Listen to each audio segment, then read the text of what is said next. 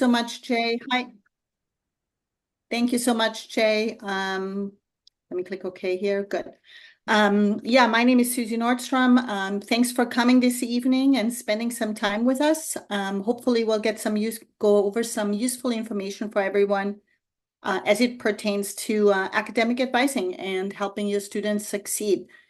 I want to thank Jay, of course, for organizing these presentations each semester. And let's go ahead and get started and help your student navigate Cal State San Marcos. On the next slide, I just want to introduce myself again. My name is Susie Nordstrom. I am an academic advisor at the Office of Academic Advising at Cal State San Marcos, and I have been working in advising for about 5 years now. I am a mom of now 2 young adult sons. They are 24 and 25 now. One graduated actually from a CSU in 2023, and he now attends a university in Virginia. And my other son will be joining us at CSUSM actually this upcoming fall. So I'll have a cougar as well. I know how some of you might feel because I've gone through it myself, and I'm still going through it, obviously, with both my kids in one way or another. It's an interesting and an exciting time to watch your children sort of move up and out and onward. So setting those type of thoughts and emotions aside, I also want to share that I also was a first-generation student and an immigrant, and it took me a long time to figure out the system, which probably was part of why I call myself a late bloomer, but I think it was related to the fact that if you're the first person to do it on your own, it just takes longer to find your way through the university system. And that's what we are here for. We are here to help your student get through this time and help you get through this time of change in your life. And with that, let's go ahead and go to the next slide, and we'll go over the agenda for today. Today, we're going to cover numerous items. So first of all, we'll cover the university and how Cal State San Marcos works, the anatomy of the campus, how advising works to support students. We'll also go over degree requirements, basically everything your student needs to graduate. Then we'll share the degree planning tools, which your student will use to find courses and enroll in courses. And it's also what the university uses and what we use to help students graduate. I will share our advising services as well as academic resources. We'll go over fall enrollment, which is coming up soon, and then finish with some suggestions on how you can support your student going forward. At the end of the presentation, Jay, Wendy, and I will be happy to answer some questions. I see Wendy made it. Another academic advisor on our team. She had also some technical difficulties this evening, but here she is. Thanks, Wendy, for coming in. And moving on, the first thing I want to go over is the university itself. So we'll start with the picture. Cal State San Marcos is set up very differently from a high school. It is made up of 4 colleges. This concept is sometimes confusing to students because students typically think of Cal State San Marcos as a college. But colleges are actually a part or a subset of the university at large. And as you can see, we have 4 colleges at CSUSM. We love acronyms. You can see them up there. We use them a lot, and it is something that students will see all the time. COBA is the College of Business Administration. CEHHS is the College of Education, Health, and Human Services. Then we have CHAPS, the College of Humanities, Arts, Behavioral, and Social Sciences, and CSTEM, College of Science, Technology, Engineering, and Mathematics. Why is this important to know for your student? Because each major is part of one of the colleges. So in essence, in a way, your student will be part of one specific college depending on major. And on the next slide, we will see what those majors are. There are a lot of them. You can see them listed on here. So we actually have now 38 majors and 53 minors at Cal State San Marcos, and that number continues to grow. This year, or I should be more specific, starting with fall, we actually will have a new major, and it's a major in public health, which falls under the College of Education, Health, and Human Services. So each year, something might have changed, and typically we're adding things. We're also adding minors each year. Like a new minor this year is artificial intelligence that's coming up, which is a hot topic, kind of. So every student chooses a major field of study. You can see on this slide also which major is housed in which college, right? And then some students do have more than one major. So some students may have two majors. It's important to know only one major is required. But if a student has two majors, it's also possible that they are in different colleges. So then in a sense, the student might be part of two colleges. So students can also change their majors, and they can add minors. They can change their minors. Again, I want to point out majors, one major is required, a second major is optional. Minors are also optional, but students can choose two minors if they are interested in a field. Important to know also, it happens very often that students change the major and they can change majors. However, sometimes a major that students want to change into may be impacted. And that means there are more students interested in that major than spaces available. An impacted major generally has additional requirements to meet for students to declare the major. So what's really important here is if a student wants to change a major to an impacted major, definitely meet with an academic advisor for that major. A good example is COBA, business administration in COBA. If you have a student that is, let's say, communications now and is interested in changing to business, they should most definitely meet with an academic advisor in the College of Business to make sure that they understand what's necessary to be accepted into that major. With that, what I do also want to point out is sort of a fun fact. I know sometimes we have students that change their mind, want to change the major, or they're unsure about the current major.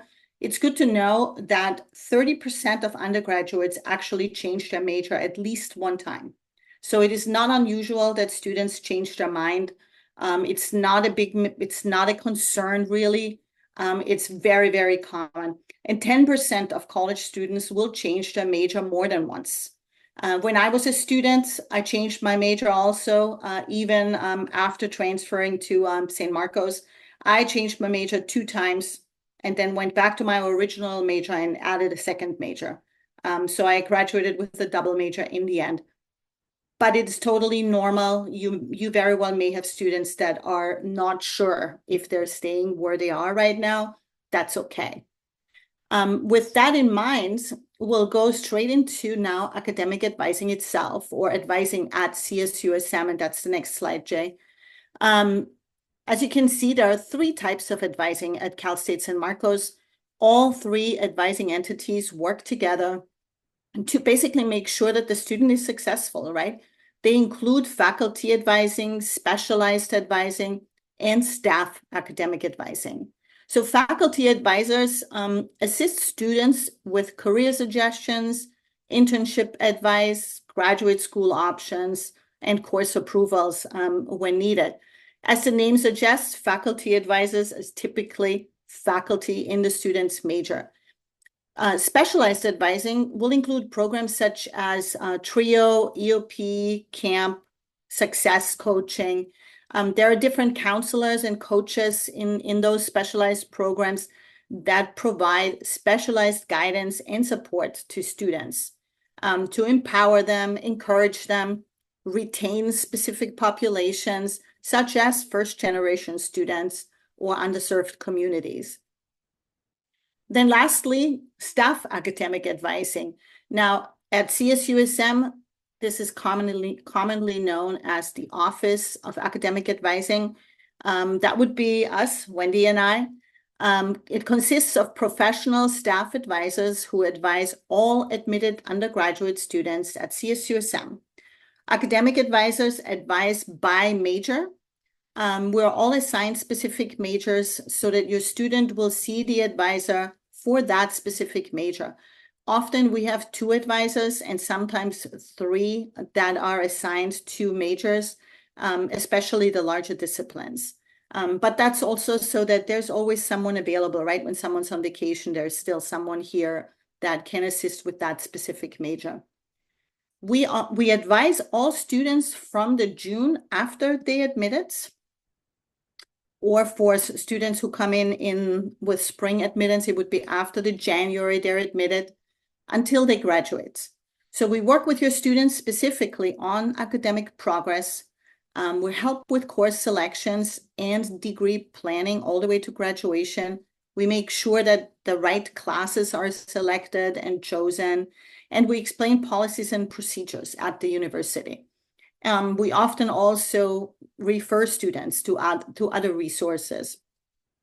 If students are part of a specialized program and they see counselors at EOP or camp or success coaching, they're still encouraged to also meet with academic advisors to make sure they are on track to graduate. We work super closely with the registrar in processing for student graduation. And again, we are also very familiar with major specific details. So definitely make sure that your student sees an academic advisor. It's not a requirement at CSUSM, but we highly encourage it. So all 3 groups of advisors here are here to help your student achieve their academic goals and support them all the way on their journey toward earning the degree. The picture you see on the slide here, this is from us at Cougar Blue Day last year. Wendy and I are in the photo as well. So that's just a snapshot of our staff. I think we're 21 now, right, Wendy? So we're here to help anytime. On the next slide, we'll go over those graduation requirements that I already briefly mentioned before. So there are 3 components to earning a degree at CSUSM. There are general education requirements, university requirements, and then also major and minor requirements. So the general education requirements, again, acronym GE, are categories of courses that are known and organized as Area A through F. All students must complete the general education requirements at a CSU or CSU. You may have heard also that the GE requirements are changing with this upcoming fall.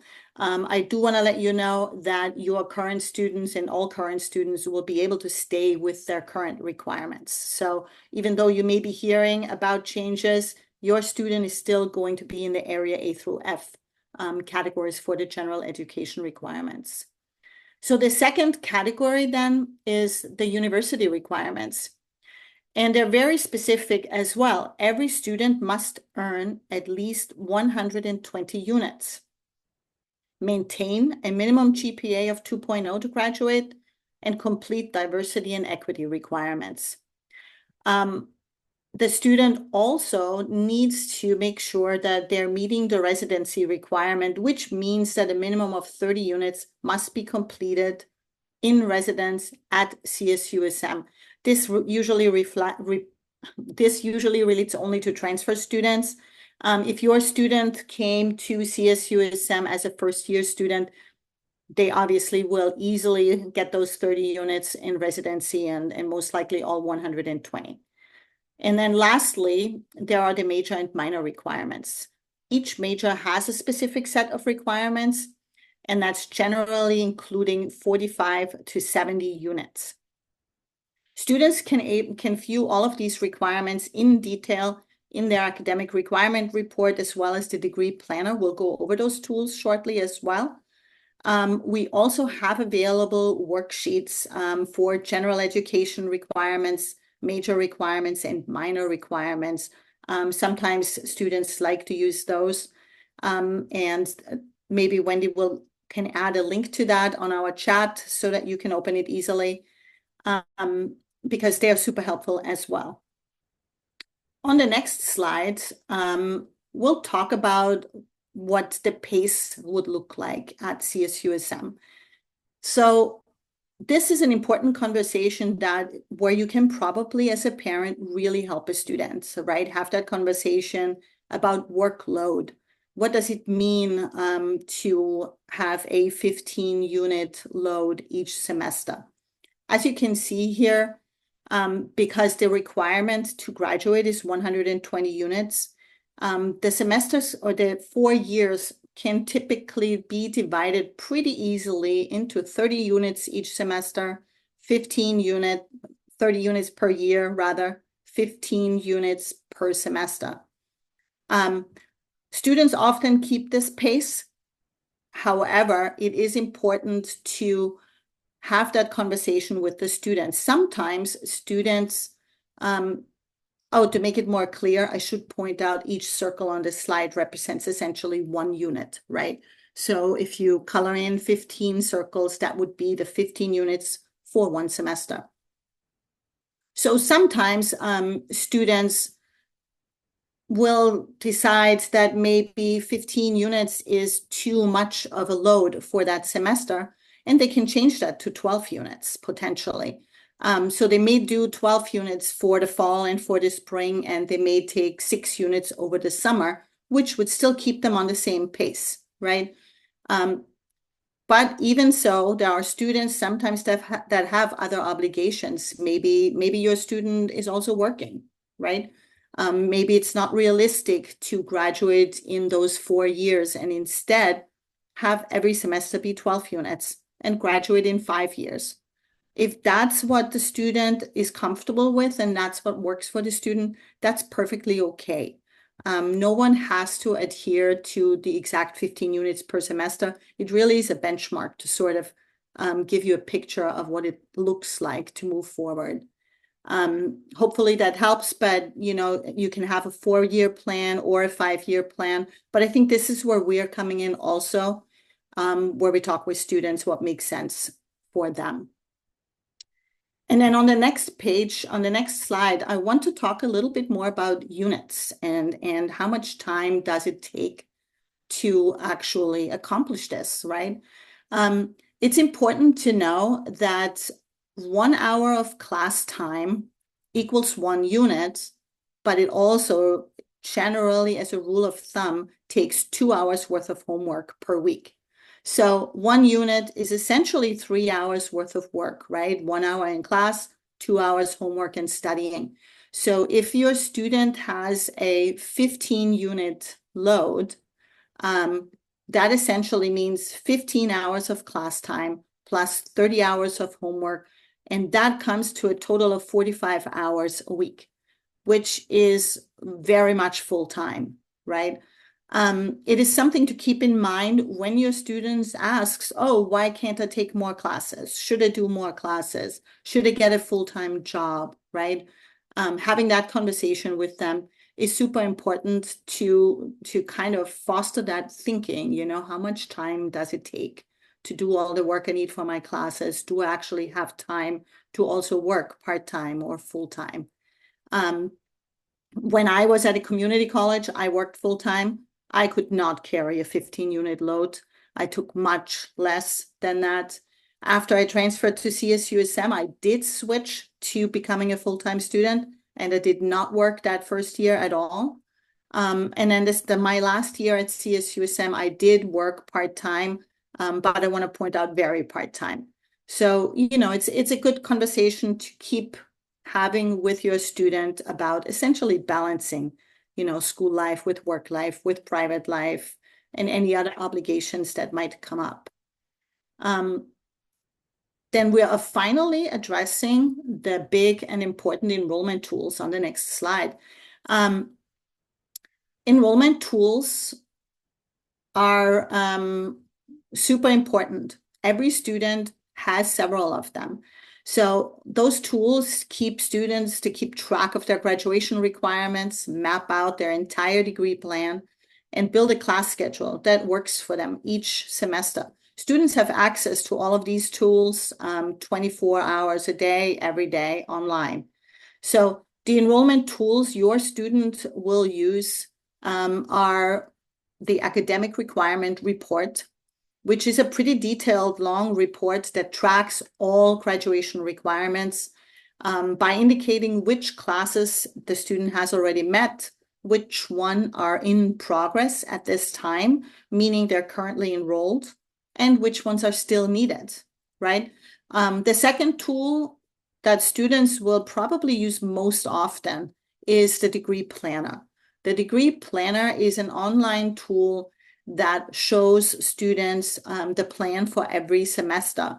It allows students to tailor the plan based on what their needs are in terms of how many classes they want to take each semester, which requirements are necessary for the major, and so on. It's also the tool that they use to make course selections. And then the last tool is the schedule assistant. That tool students use during the enrollment process. It helps students find the class schedule. So the degree planner allows them to select the appropriate classes. The schedule assistant then will take these classes and give students the options that are available with the schedule for that semester. It makes it super easy for students to find schedules. And we use it all the time. If you end up if a student is unsure where or how to use these tools or how to access them, we have guides and videos available on our website. There is a link on the slide also for that. We have a new student enrollment tutorial that also includes a video and lots of other information with step-by-step instructions and tools that students can use and follow along.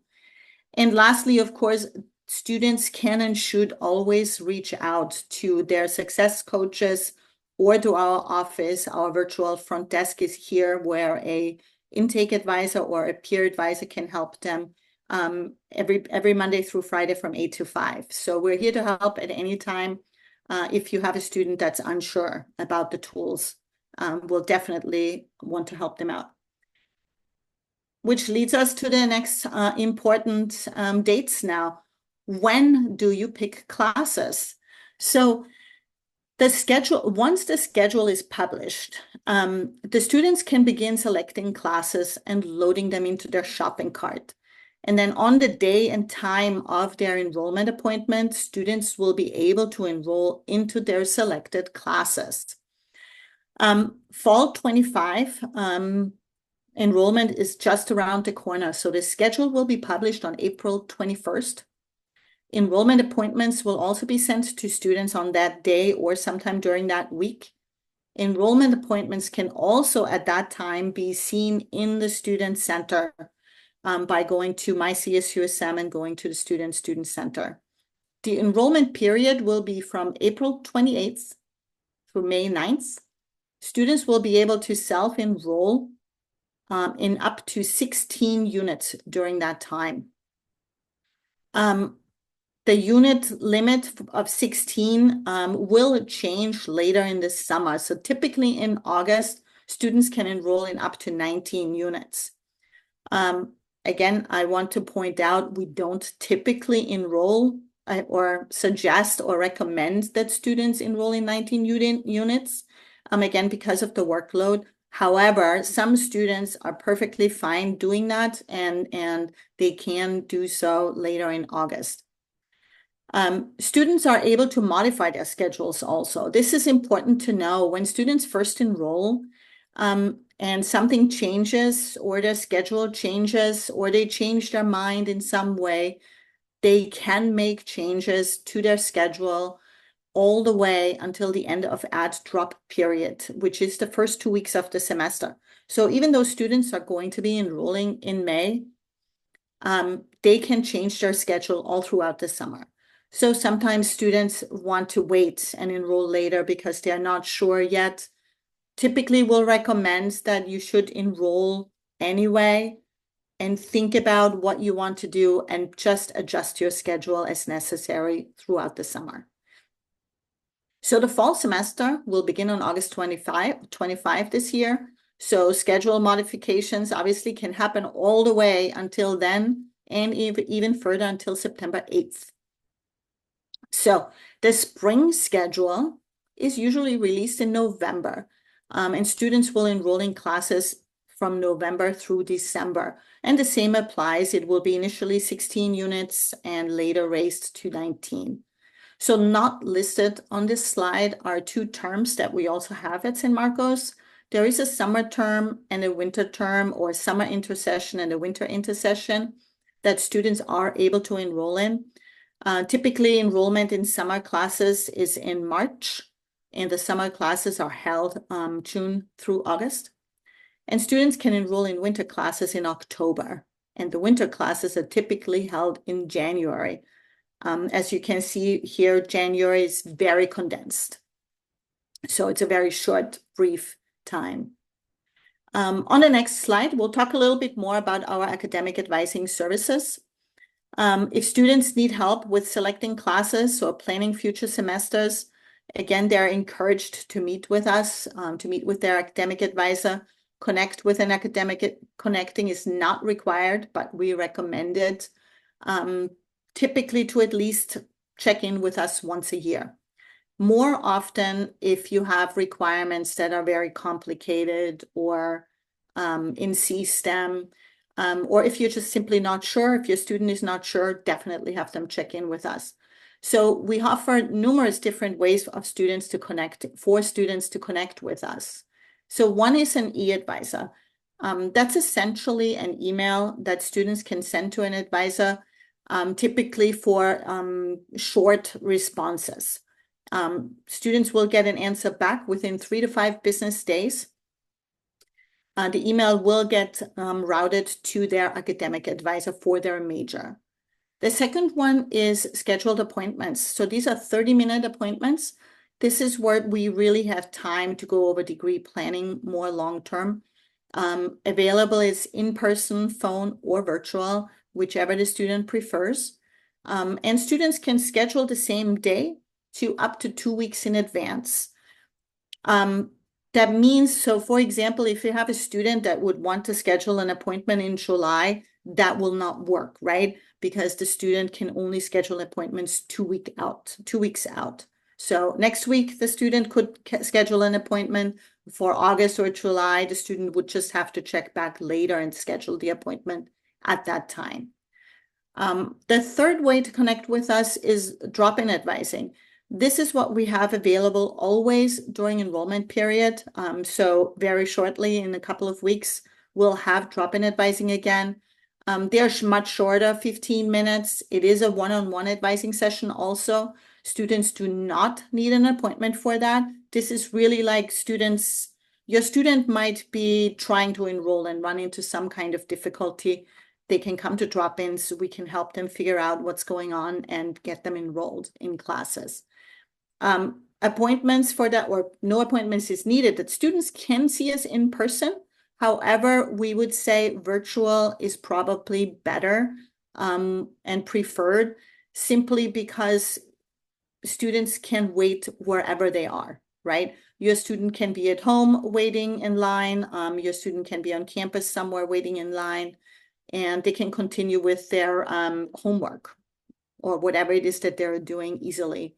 But definitely first come, first serve. So students will sign in, they will be in line, and their advisor will reach out to them when they are next in line. Now, our fourth advising service that we have available is group advising, which is typically offered by major. So that is very specific, and it depends on the student's major, what's offered. And some majors don't have group advising sessions per se, but they actually will go to some classrooms for that too. So there are all different types of advising sessions available like that. Then we have peer advisors, and our peer advisors are available at our front desk in person, as well as on our virtual front desk on Teams, as well as offer phone assistance. And they also do classroom presentations where they explain our various enrollment tools and processes. And then lastly, we have our front desk in person and virtual on Microsoft Teams. Our front desk is open Monday through Friday from 8 to 5 p.m. And intake advisors and peers respond to inquiries and advisors as well to general questions, and we'll be able to help students, and we do so all the time in that fashion. Then I want to go to academic resources for your student.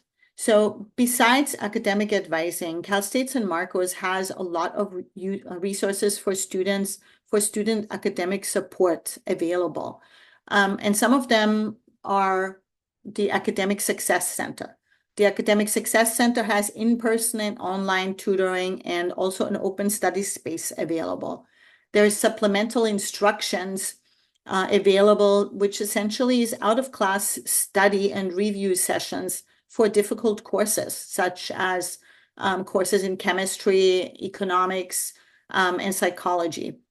And then there's the STEM Success Center. There are free walk-in and in-person tutoring for various courses available for students in STEM majors, such as biology, chemistry, math, computer science, physics, and so on. And then lastly, our Writing Center. The Writing Center offers quick help on the channel on Teams. They also have one-on-one appointments as well as drop-ins. Student can submit papers to the Writing Center for feedback. And they also offer webinars on writing academically and different challenges and so forth. So these are all super resources for your student in terms of making academic progress, right? So whenever your student needs assistance, definitely, point those resources out to them. And on the next slide, we just want to talk a little bit about fostering independence. We all know that sending the students off to college is a major milestone in your lives and also in the students' lives and an investment in their future. So going off to college is also a great opportunity for your student to become more independent. We encourage students to come meet with us on their own. When we meet them with students, it's a time that we use to connect with your student, to build a rapport and relationship. And essentially, we are able to mentor and support them throughout their academic career.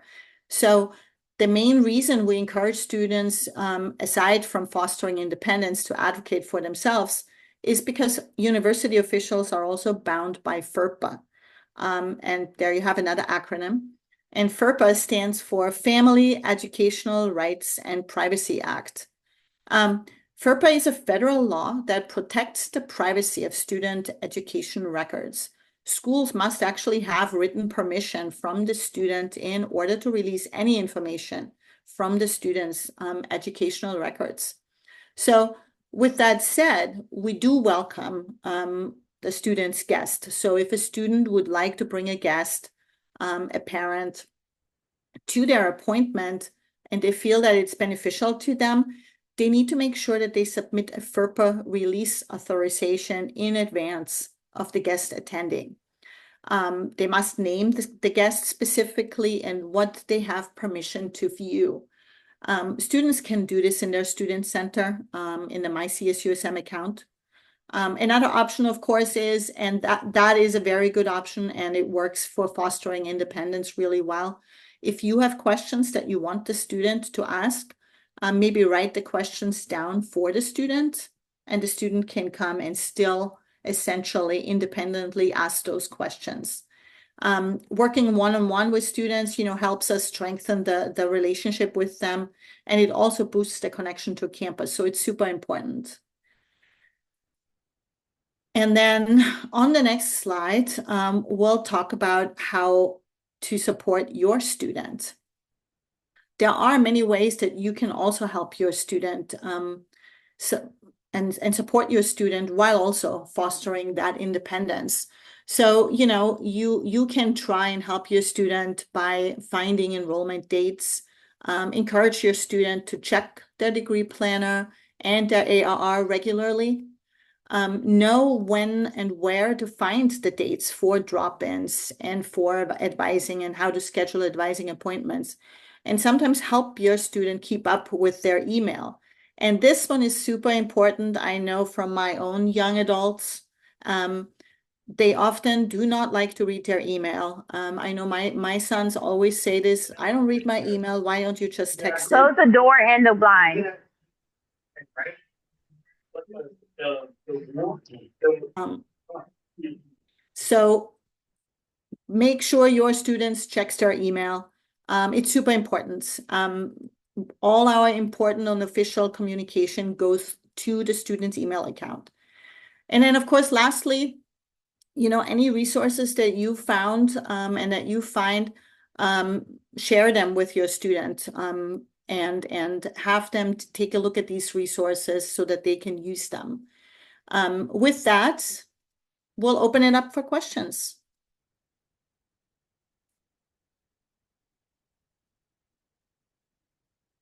Do we have any questions?